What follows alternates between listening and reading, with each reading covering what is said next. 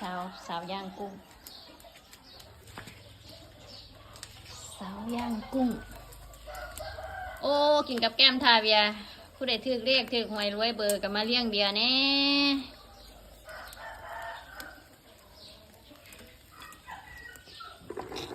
กินผู้เดียวกุ้งระเบิด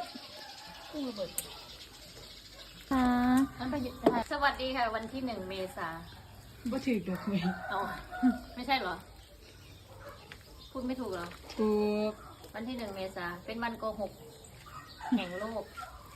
วันนี้ถูกหวยค่ะแห่งพูดอะไรก็ได้ค่ะวันนี้ฉันถูกหวยค่ะแห่งประเทศญี่ปุ่นไม่ใช่เหรอประเทศไทยญี่ปุ่นก็โกหกนะวันนี้ทั่วโลกประเทศไทยไม่มีหรอกโกหกอ่ะนี่โกหกเสมอผู้ใดถือเรียกกันเลี้ยงเบียร์แน่มาเลี้ยงเบียร์แน่พี่กัดกับแก้มถ่าแล้ว